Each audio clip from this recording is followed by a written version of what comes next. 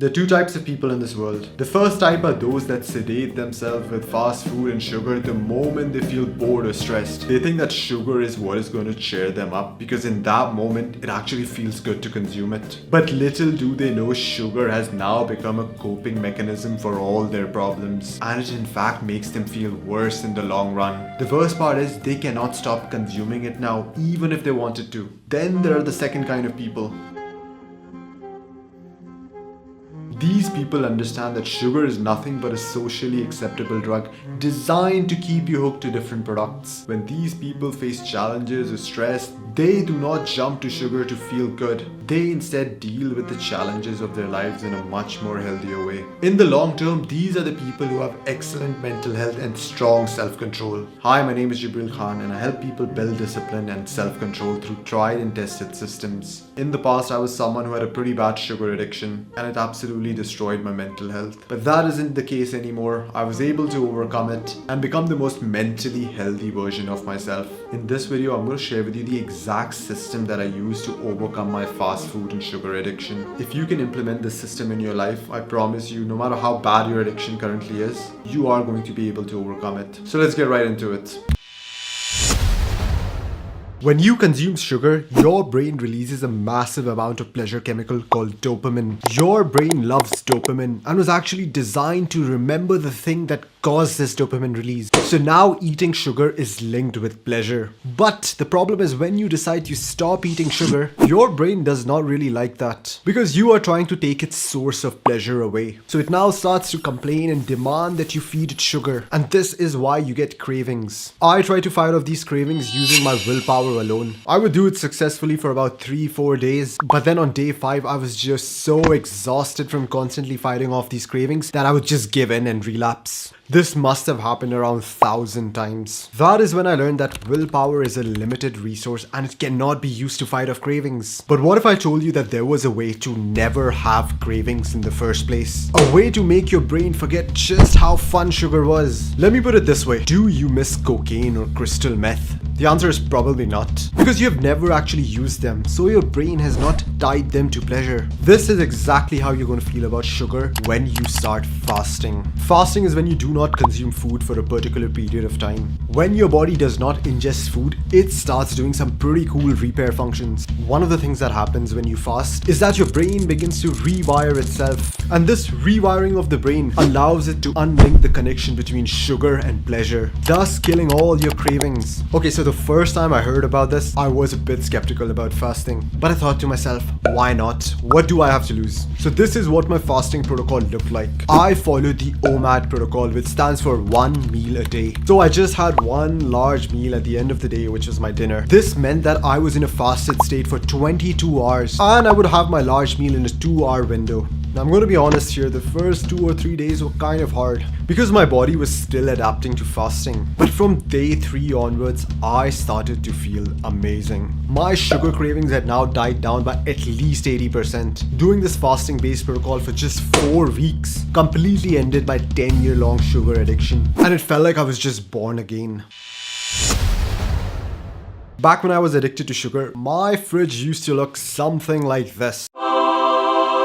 Sugar was just always a few feet away from me, and this meant that I would have sugar pretty often. If I was bored, I would go to the fridge. If I was stressed, I would go to the fridge. But one day I came across this book called Atomic Habits. This book is all about setting good habits and breaking bad habits. And one of the principles in this book that really stuck with me was make bad habits difficult to perform by adding barriers between them. Because when you add barriers between yourself and an activity, then you have to spend more energy to do that activity, and thus you are less likely to do it. So the first thing that I did was I removed all processed sugar from my house, and the next thing I did was I deleted all the fast food delivery apps from my phone. This meant that if I actually now wanted to eat sugar, I would have to drive to the store and pick it up, stand in line at the payment counter, and then drive back home. Believe me, just having these tiny barriers made it 10 times less likely that I would go and eat sugar.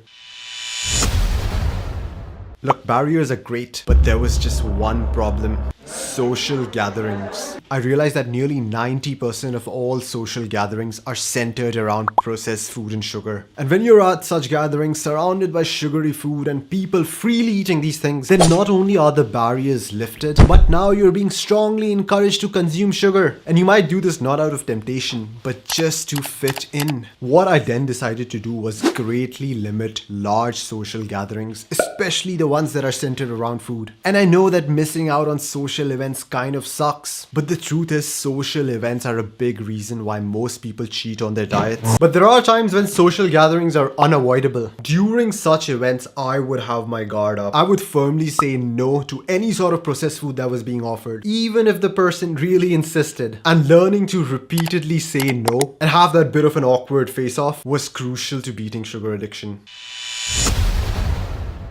In the past, I did not really know how to handle stress, sadness, anxiety, because whenever I felt these negative emotions, I would instantly numb myself with sugar. So I never really learned how to deal with them in a healthy way. So when I finally stopped having sugar, these emotions were running wild. I had to now learn other ways to deal with these negative emotions. In my search, I found a few tools that worked incredibly well. The first tool that I used was journaling. Now, if I ever feel stressed or anxious about something, I would articulate my thoughts and just write them down. Writing down your thoughts allows you to declutter your brain, come up with solutions to your problems, and also helps you be more mindful of your own emotions. And all these things help you lower your stress and anxiety in a healthier way. The next tool was working out. Not a specific kind of exercise, just working hard and sweating. And I know that when people think of working out, they tend to think of all the benefits to this external physique, but what most people don't talk about is the therapeutic benefits of working out. Working out is like nature's antidepressant. So now when I would have a bad day or feel sad about something, instead of numbing myself with sugar, I would just go and hit the bag and just sweat. By the time I was done with my training session, even though the problems still remained, my mood had gone up by like 4 or 5 points. Now, tools such as journaling, cold showers, exercise, and meditation, they all help a lot in dealing with negative emotions. But sometimes life is still going to suck and you do not need to be happy or stimulated all the time. Just knowing this and accepting this helped me not to run towards sugar.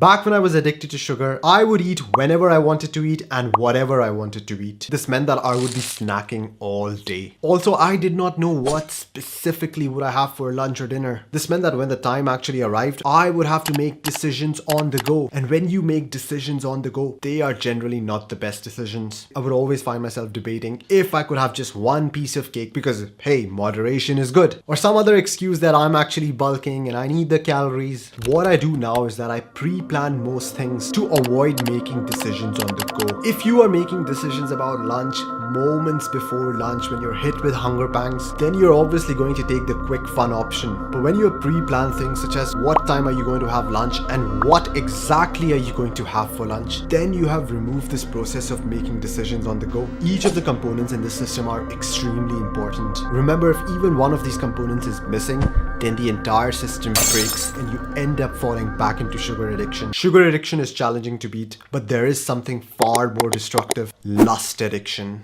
So make sure that you watch this video for my full system on how to beat lust addiction.